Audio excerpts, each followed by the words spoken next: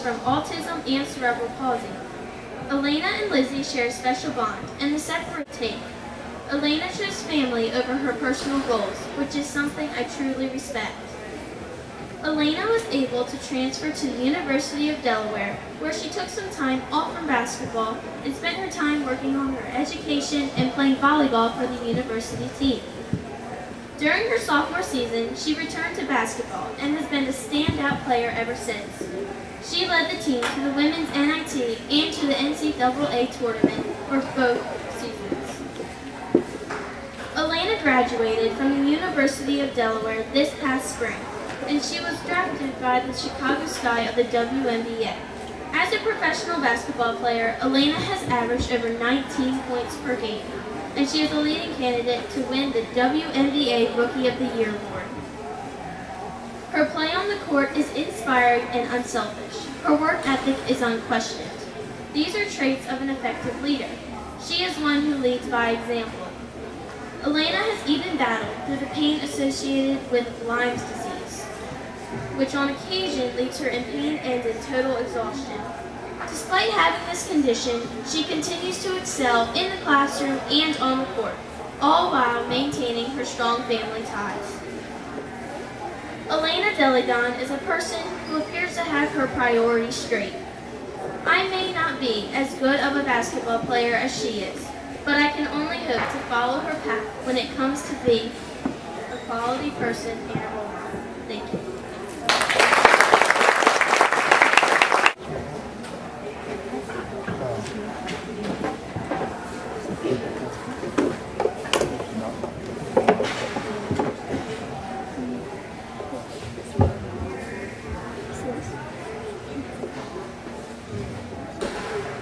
Why, Foster? What? Why foster puppies, some may ask? Because it matters. Most rescue organizations cannot take care of to provide the special attention these little ones need. Hi, my name is Olivia Gaines, and I am a member of the Westville Police. The title of my speech is Puppy Pet. And maybe by the end of my speech, you will consider becoming a foster parent and opening your heart and home to the world. If you're for taking a homeless family into your home and providing him or her with food, water, toys, and lots of love, just like me and my sister did 10 months ago. We were very excited when my mom brought home some puppies and their mother, who she did an emergency C-section surgery on to save them. My sister and I were so excited. We even got to stay up late that night. The Yorkshire puppies were so tiny. My father called them mice. There were 3 puppies, 2 boys and 1 girl. Their names were Cooper, Tiki, and Patty, but of course their forever owners changed their names. We couldn't play with them until they got a little older, but then we played with them 24/7. Around 9 days old, the puppies opened their eyes, and by 2 weeks, they were a ton of fun. They were cruising around the house, supervised by me and my sister, of course. The boys enjoyed play wrestling on the plate, tiny grizzly bears. As for Patty, she liked to roll around with some little toy balls. On one hand, I will be very happy to see my puppies go to loving homes, such as Puppy Home. From my story, you have found out that fostering puppies can sometimes be a challenging experience. If the time and love you invest, the commitment it takes, and eventually saying goodbye to a puppy that you have nurtured over a long period of time. But please know what you do matters. Every pet that is fostered has a better chance at a happier and healthier life ahead with them forever. Just like my Tiki, Cooper, and Patty. Thank you.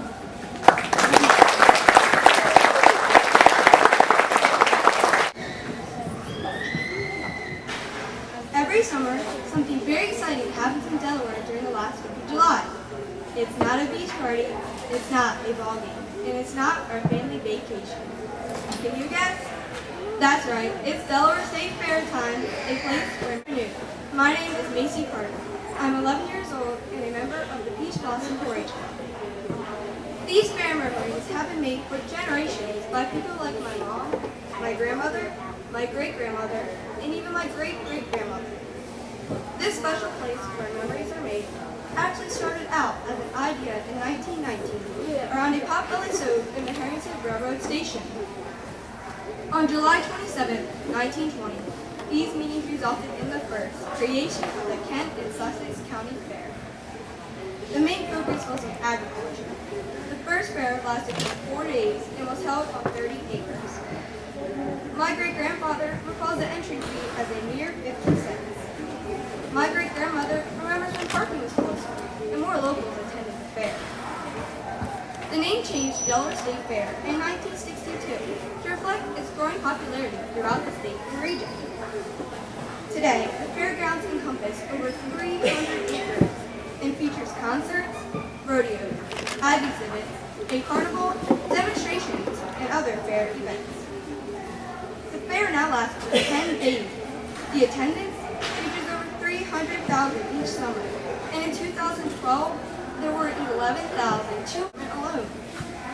This year, the adult admission fee is going to be $8, and the parking spans several acres. There are thousands shuttled in each day.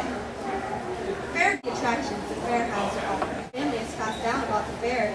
My grandfather remembers sleeping on a cot in the cow barn. My grandmother remembers riding in the livestock parade as Harry was. My grandpa took his new Ines to the fair petting zoo for over 10 years.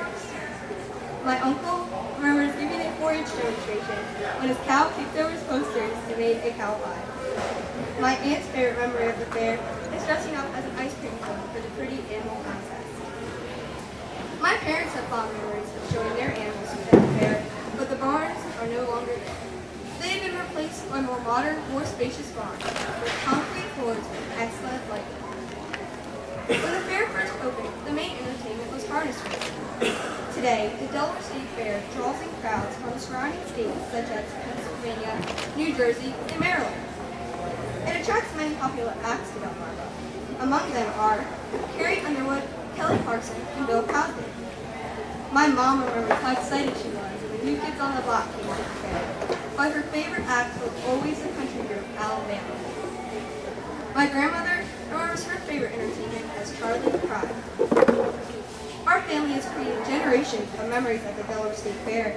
Some of my favorite memories are showing my Grand Champion Goat, getting my picture taken with Governor Jack Markell, getting up early to wash my cow, and water balloon fights outside the cow barn. I'm sure many of you 4-Hers have a special memory of the State Fair too.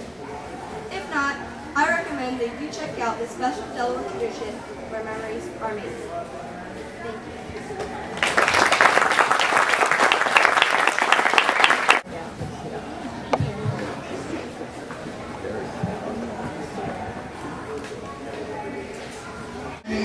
Before I begin, I need to ask one question. Are there any dog lovers here in the audience? Don't be shy, raise your hand. Your dog will be so proud that you followed my command. Now, hands down. I'm thrilled to say that I have an audience that likes canines.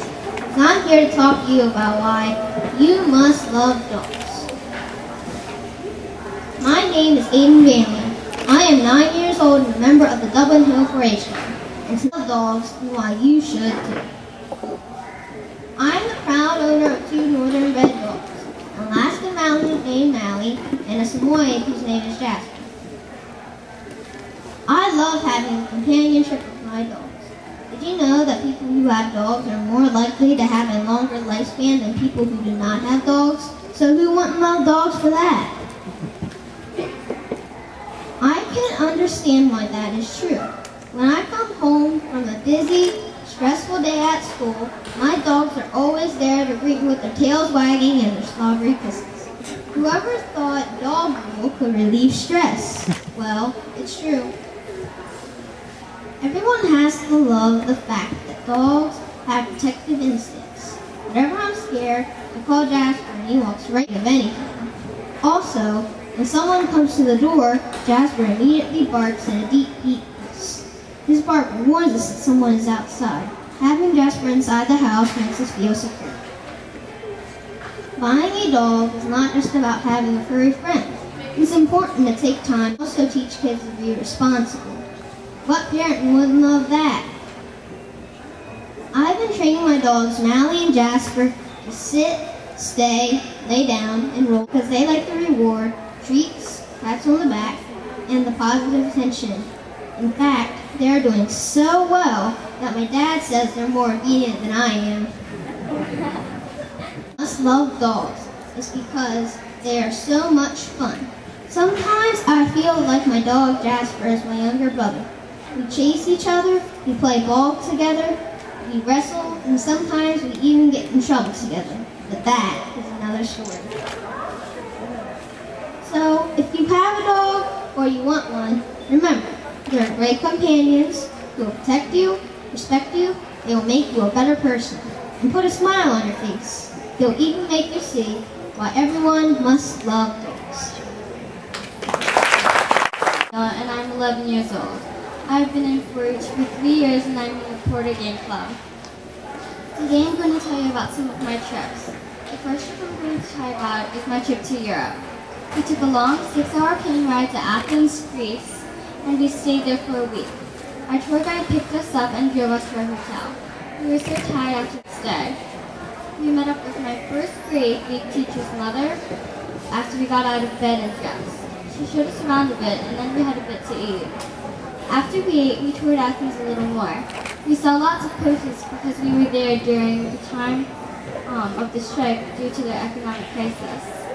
Luckily, the day of the strike, my teacher's mother had us all go to Delphi.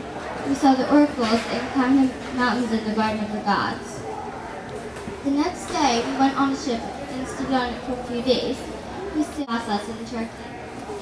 There was a swimming pool and they were both older than me, but we chose an animal-friendly hotel so our new puppy Bella could join us. When we got there, Bella had a lot of energy, and all she wanted to do was explore the hotel.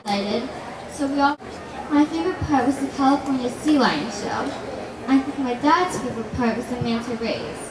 He tried to get me to touch them, but I wasn't going near them or the baby sharks. We went on a boat ride with Bella, and people loved her. Almost everyone came by to give Bella a pat, and boy did Bella love that attention. I think that was Bella's favorite part. Although we had fun on all of the trips we've been on, I think my favorite was the one to Greece. Since I go to a Greek school, I know how to speak Greek and communicate with the people in Greek. Thank you.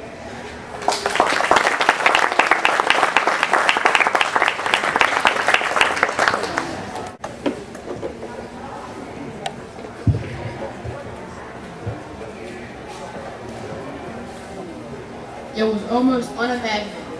Perfect storm, devastating winds, torrential rain and flooding, huge masses of air currents banning any of us from loving. Hurricane Sandy, also called Superstorm Sandy. Luckily, Delaware was spared for the most part. It made me think, what is and how are they doing? Hi, my name is Amber Shaker. I'm 13 years old and I'm going to share with you my research about hurricanes.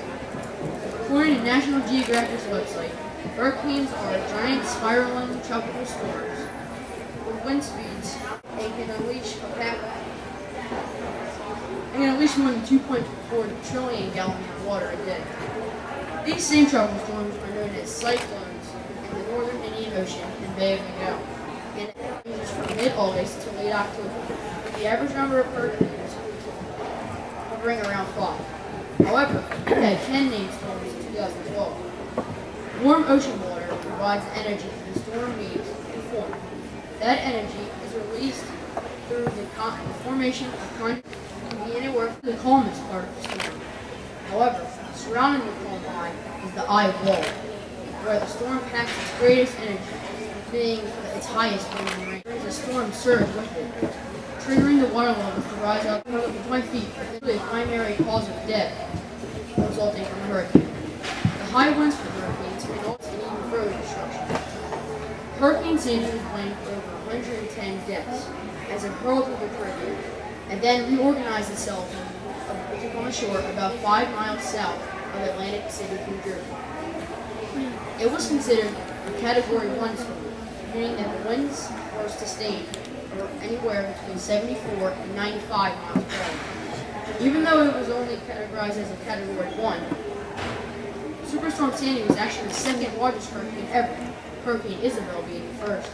You might ask, well, once a swirling storm has been identified as a hurricane, the severe Simpson weather is a Category 1 2, 3, 4, or 5. Category 5 hurricane has wind speeds greater than 150 miles per hour.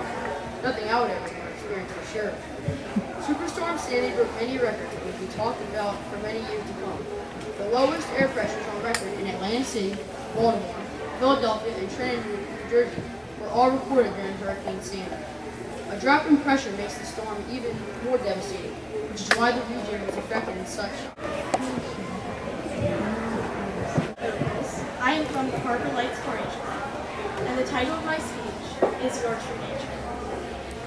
Over the course of 4 summers, my family has taken 3 trips out west. We traversed the continent 3 times, passing through 32 of the 50 states. We went as far north as Glacier National Park, Montana, as far west as the Redwood Forest in California, and as far south as the Sangre de Cristo Mountains. We saw every element of nature that there was, from rain to snow, sleet to hail, scorching deserts to frigid mountains.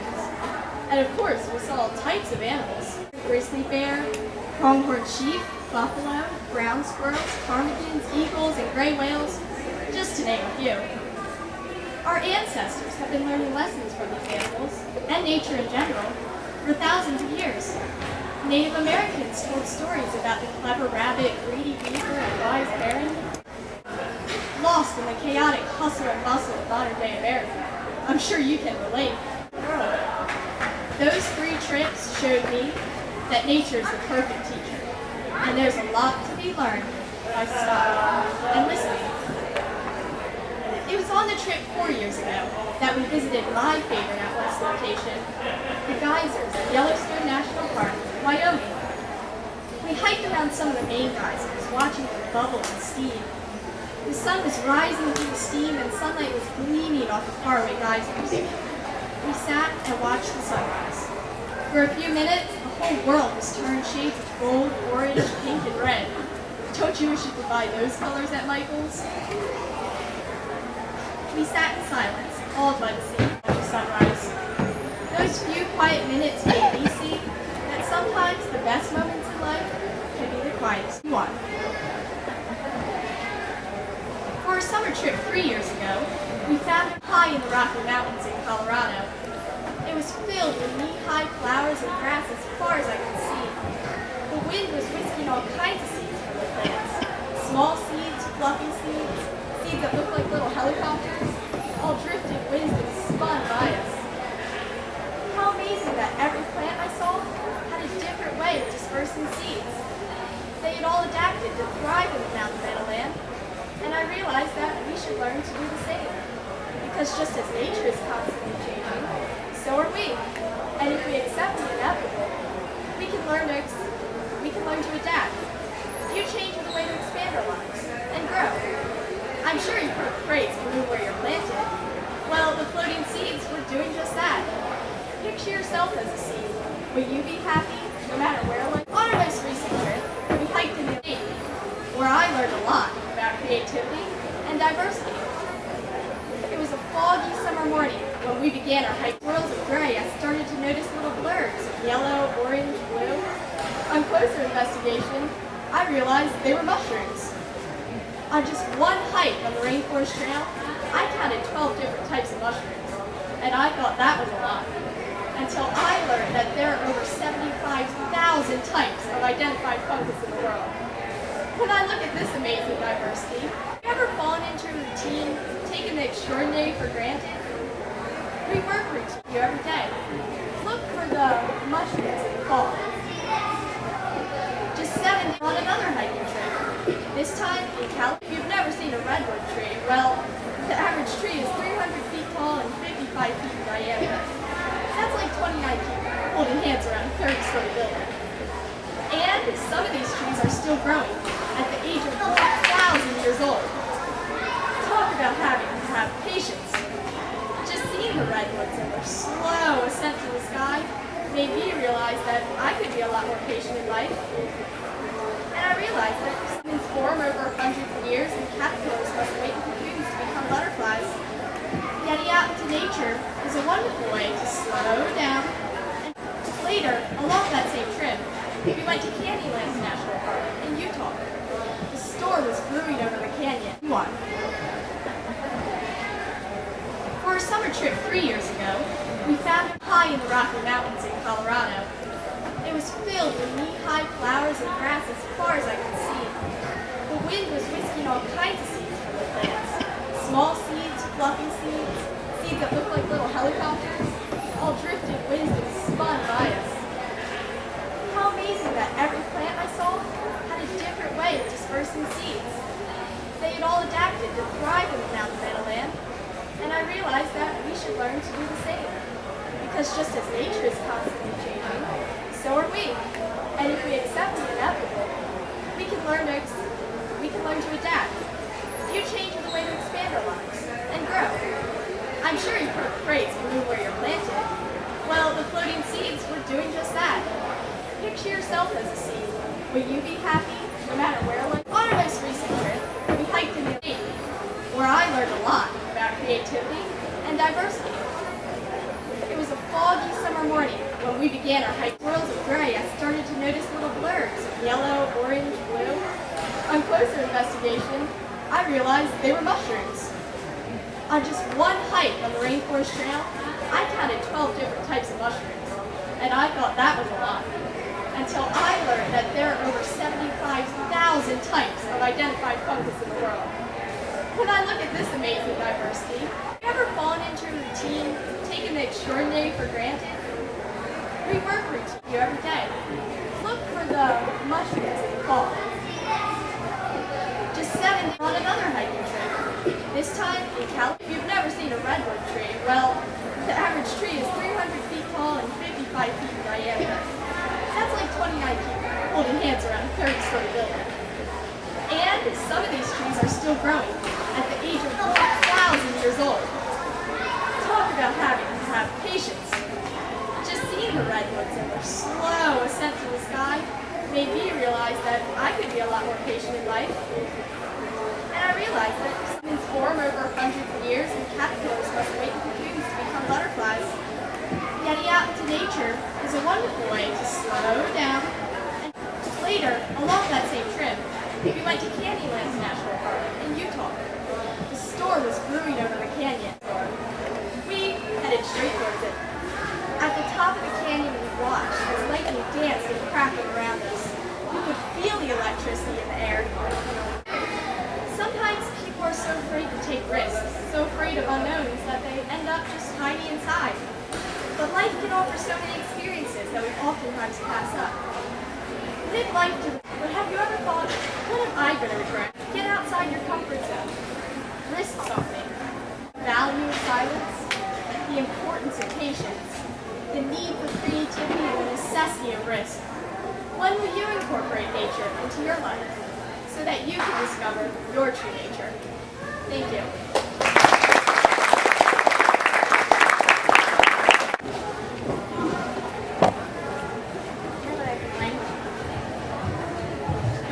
My name is Kayla Wells. I'm 12 years old and sister to 4-H. It is a week-long educational celebration to teach young girls like myself about cooperation, trust, and most of all, teamwork. Delaware, I've never experienced. The small little city of Dover would win nationals throughout this whole country. In the education portion of Juneteenth, we actually took a field trip to Washington, D.C. and saw the Martin Luther King Monument. We got the opportunity to learn all about an example. Other fun things we got to do were sailing and canoeing. Now, I prefer sailing or canoeing. I also met a lot of new friends last year. Now I have friends in Kent County, Sussex County, in my heart. I think the most important thing I learned last year in Juneteenth 4-H was etiquette, and even a young woman. Etiquette helped me realize that I can be whatever I dream to be. I could be a cop, a doctor, a teacher, or a lawyer. Hey, I could even be the President of the United States of America if I only put my heart and my mind to it.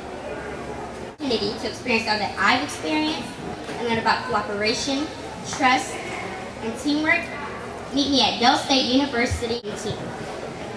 If that doesn't strike you fancy, You can find many other 4-H programs, local and national, such as the Agri-Science and Technology program, which teaches nutrition and how to prevent cancer, high blood pressure, diabetes, and heart disease. If you get a degree in Agri-Science, for your career choice, you could get a job as a greenhouse manager, a professor, or a scientist. If I had one wish, I would wish that every youth could experience the educational programs that 4-H offers. Thank you.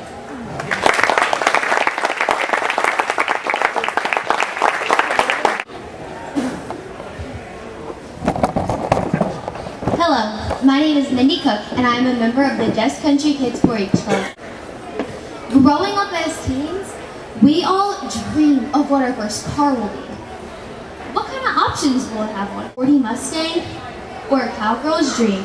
A Monsters 4x4 white dually, turbo exhaust, fully loaded and complete with a Texas hauler body, stylish rims, and no vehicle is complete without a sound system that will wake up the neighbors every morning when you use your auto start to pre-warm your car.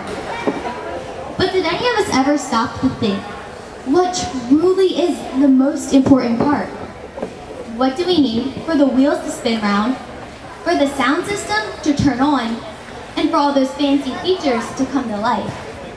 Because there is one single item that the entire vehicle is built around, that without it, the rest of the truck is useless.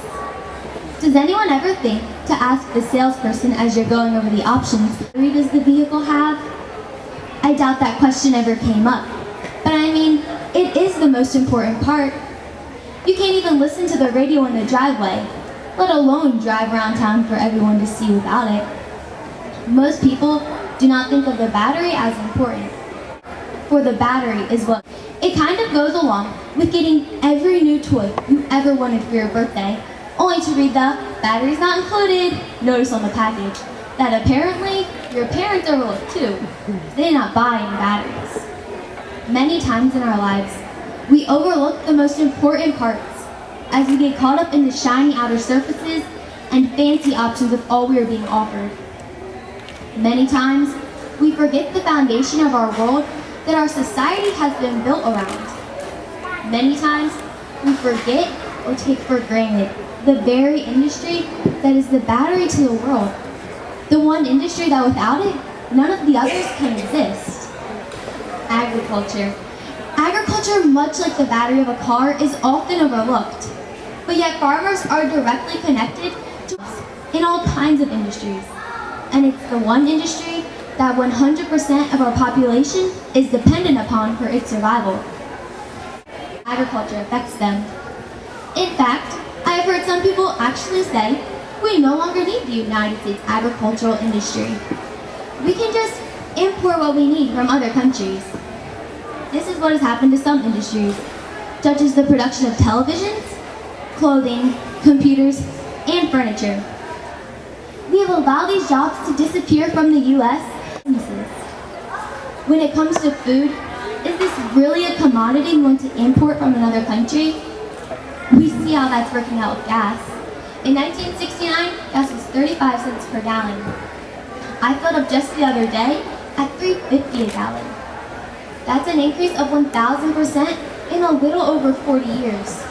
And recent news says, the worst is yet to come. We can cut back and even live without fuel. But can you live without food? Some countries rely primarily on food imports to feed their people. Countries like Nigeria, Morocco, and Haiti. These countries face issues of chronic hunger and starvation every day because they do not have the money or the goods to trade for enough food for their survival. In reality, it is American agriculture that gives us the advantage when trading in foreign markets. How people can go to the store, buy food, buy nice warm cotton and wool clothes, and drive them in their car in a full tank of ethanol 85, and say we no longer need the United States agricultural industry? To them I say, don't speak with your mouth full. Did you know that today's American farmer produces twice as much food as his parents did, using less land, water, energy, and fewer emissions? Fact is, To keep up with the population growth of over 150,000 people every day, more food will have to be produced in the next 50 years as in the past 10,000 years combined. Today's agriculturalists are up for the challenge. In 1960, one farmer fed 26 people. Today, one farmer feeds 155. It is time we do all we can to support these businessmen and women we call farmers in their efforts to provide us with what is essential for our survival. It is time for us to ask about our battery, to ensure it's charged and ready to provide us with a safe, abundant, and affordable food source for many generations to come. Agriculture is the most important part, for agriculture is what makes the world start. Thank you.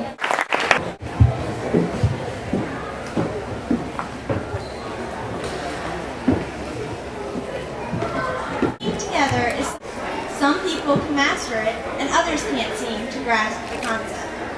From siblings to co-workers, we do it every day.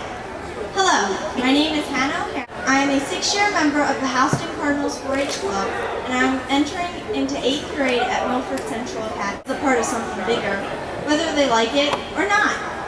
Sibling team, co-workers, neighbors, volunteers. This list can go on and on. Each group or club has a purpose. For example, siblings learn to share responsibilities at home as well as sharing space and parental attention. My sister and I have to do the choose after dinner. But we take turns loading the dishwasher or putting the leftovers away. Sometimes my younger sister tries to get out of it, but I remind her in a kind way that we need to work together. Parents can help siblings work together by explaining that they are part of a family, operate properly. The family bond strengthens. Siblings take the initiative to support their parents in household chores. Any group will tell you that working together is the key to. In a group must contribute their efforts and skills to make an excellent team. Its leader communicates clear and precise directions, as well as listens to others' ideas. In band, my teacher, Mr. Smith, encouraged. He selects music to appreciate. In the end, at concerts, we sound really good. Mr. Smith once told me, practicing alone, you will never succeed. Working with others, you will always improve. Adults work on a variety of teams, from the workplace to volunteering to parenting. Adults must have superior skills in listening and giving directions. When working together, adults should have a positive attitude and be equally friendly to all members. I am the president of my school's student council. I set goals prior to each meeting. It isn't an easy task trying to get everyone to stay focused on a goal. But when working together, we respect and listen to each other's ideas. We have accomplished many goals this way. As stated on TogetherEveryoneAccomplishes.more.com, team means to work together so everyone can achieve more. There must be a desire to accomplish the goal. People must work together, and when something is... This year, Governor Markell declared January 11th through the 21st as the Governor's Week of Service. He encouraged others to seek volunteer projects throughout the state. This year, on January 14th, the Laurel Boys and Girls Club had over 150 volunteers teamed up for a much-needed makeover of the entire facility.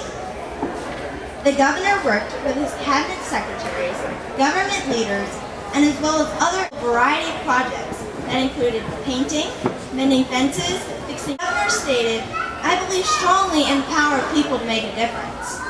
In working, what a difference a team can accomplish in a period of time that one man can't even do in 1 week. So I ask you, what group are you a part of? Are you a person who is working with others? Coming together is progress, and working together is success. Thank you.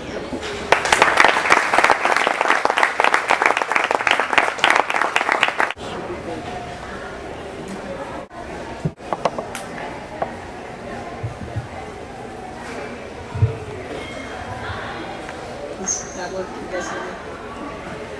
Hello, my name is Regina Reynolds. I'm a member of the 4-H Meadowlarks Club, and my presentation to you guys today is called Charity, a Study in Scavenging. Now, I have a bit of a confession to make. I'm what some people, namely my mother, might call a procrastinator, which means that when one of my friends called me and portions, I eagerly agreed. What she was referring to is Gishwas, which stands for the greatest international scavenger hunt the world has ever seen. This year, it set a world record for the largest scavenger hunt of all time, beating out the previous world record, which I do when I should probably Brothers, which experienced on the show, is played by the actor Misha Collins, raise awareness and money for Random Acts, the charity organization that he founded in 2009. Random Act's self-proclaimed goal is to conquer the world one random act of kindness at a time. In Collins' own words, and doing random acts of kindness is setting a very good example of how to behave in the world. While it seems small, it can ultimately be a somewhat profound experience in various people's lives. I know that when people have perpetuated such acts against me, it has left a lasting effect, and I would like to return the favor. This is Gishwa's second year in existence. The entry fee this year was $10. Part of the money towards the entry fee went towards the first place prize, which was a slumber party with Misha Collins in an allegedly haunted castle in Scotland. And yes, he used the term slumber party to describe it. The rest went to Random Acts to fund Random Acts of Kindness. In addition to the friend who invited me, myself, and 4 of my classmates, 9 strangers from around the world were on the team to make it a team of 15 people. In the beginning, Gishwas released a list with various events on it. The point of the scavenger hunt is to capture as many events on the list as possible in either photographs or video act of kindness, hence the name of the organization, Random Acts, or an event that will raise awareness for Gishwas and consequently Random Acts through the disruption of normalcy. Basically what that means is that some of the items on the list were a little bit interesting. So one of my New York teammates actually described it as, what kind of sick person comes up with some of this stuff? For example, one of the tamer events this year was to attend a yoga class of at least 10 people, all in the same pose. The only catch was that one person had to be in full skiing gear, including poles and skis. Now, I don't mean to brag, but we accomplished that one pretty easily, although I wasn't a part of it.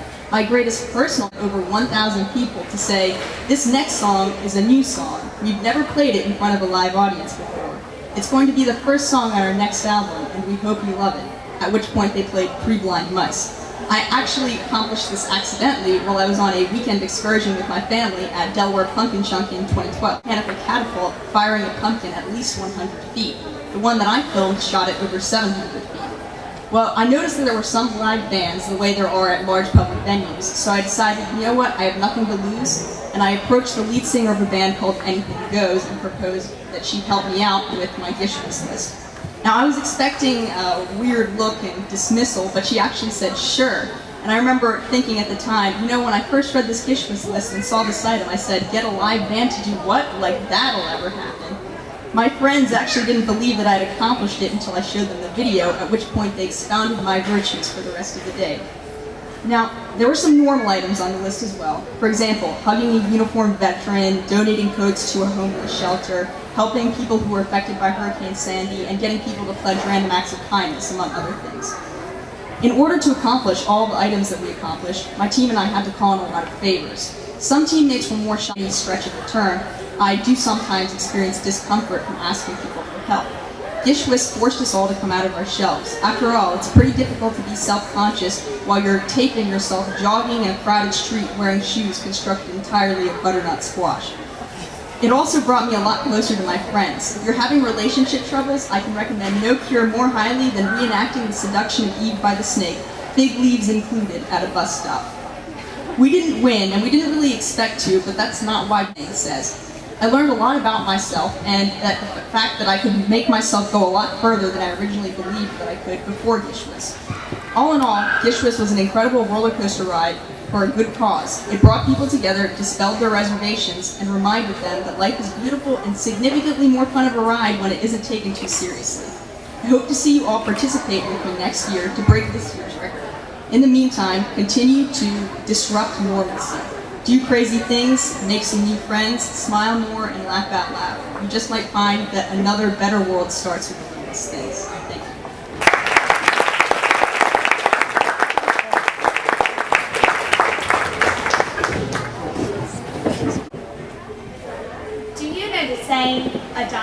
girl's best friend? Well, a diamond is definitely my best friend. No, not a diamond you wear, a diamond you play on, a softball diamond. Hi, my name is Jill Paskey. I'm a member of the Seaford Blue Jays and an avid softball fan and player. My love for softball started early. Really, I had no choice.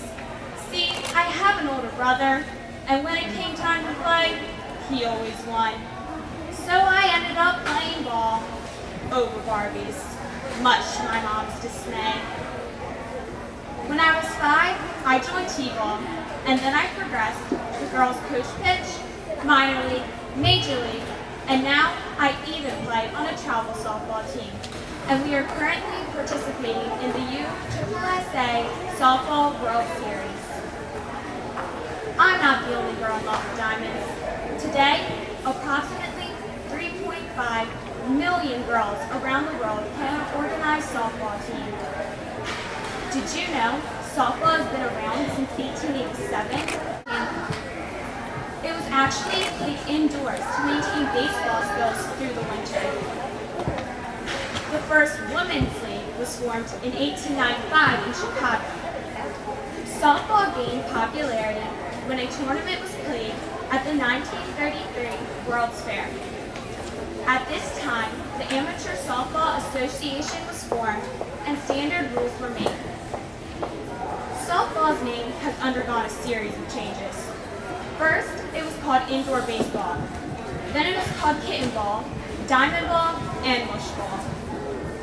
Softball has some differences with baseball. One difference is the size of the ball. A softball is larger than a baseball, and despite its name, the ball is not soft. Also, the bases are closer together and the field is smaller. Another major difference is the ball is pitched underhand. Some people may think it's easy to play softball. You throw like a girl used to be an insult. But players like Jenny Finch have made it cool to throw like a girl. Jenny Finch, Kat Osterman, and Jessica Mendoza are just a few softball pitchers who have inspired me to become a pitcher. They played on college teams, the U.S. team, and the Olympic team. They show great leadership on and off the field and are super athletes dedicated to softball. Softball became an Olympic sport in 1996. The USA dominated, losing only 4 games in 3 Olympics. They won gold all 3 times. Unfortunately, softball has been dropped from the Olympics. I'm hoping it'll make a reappearance. Because I am a pitcher and play travel ball, I take pitching lessons and practice year-round. But the best time is when spring comes and I can get back on the diamond. Softball is a game that is physically and mentally challenging. I love the competitiveness and the team spirit. It's a great feeling when I'm pitching and I hear the umpire call strike, or when I'm playing third and make it out, or catch a fly ball. But the best feeling is sliding into home and hearing the umpire call safe. Yes, a diamond is my best friend, and for me, there's just no plate like him.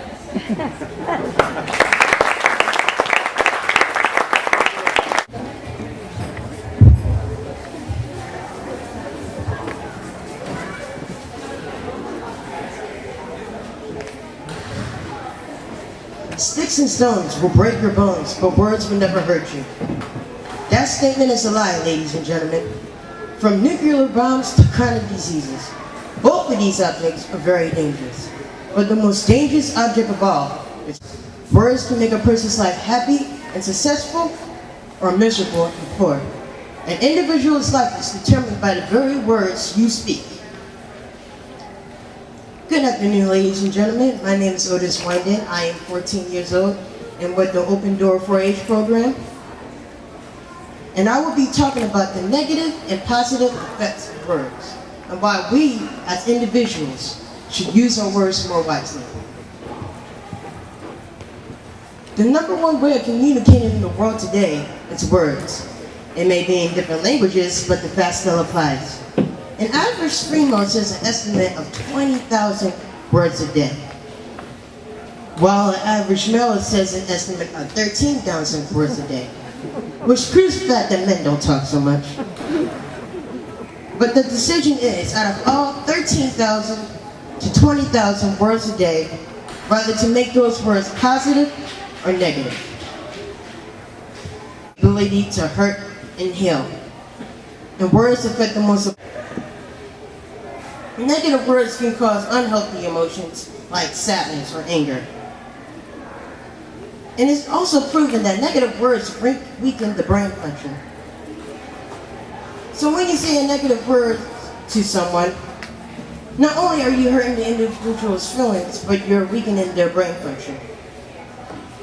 Did you know children are more vulnerable to the effects of negative words? Words like you'll never be anything, you'll never amount up to anything. The concept even applies when you speak negative words to yourself. That's why we should use more positive words. Words like, good job, Otis, that is a great speech. Positive words accelerates brain function and causes healthy emotion. Take for instance the last 5 words in the 4-H motto, to make the best better. Those words not only encourage you to do the best you can do, but to do better than your best. So I challenge you as an individual to use more positive words to benefit yourself and others. Sticks and stones will break your bones, but words will hurt you. Thank you, ladies and gentlemen.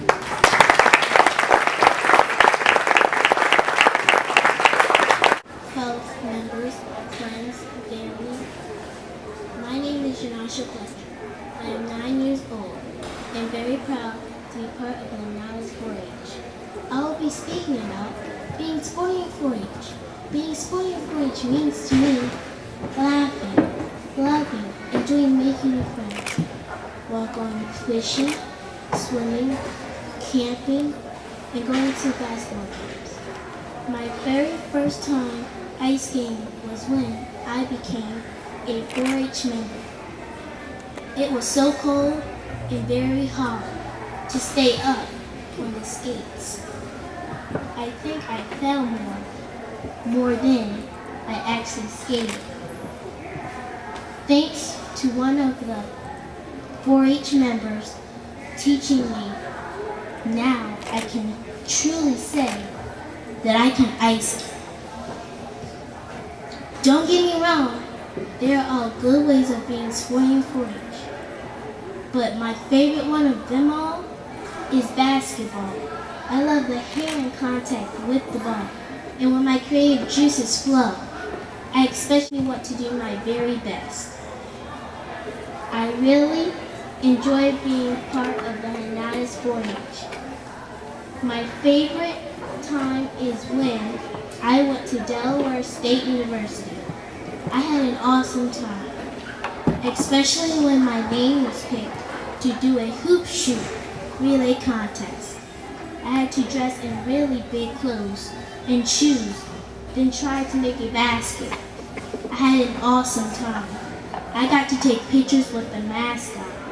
It is very good wanting to be active and physically fit, but it's awesome being sporty in 4-H.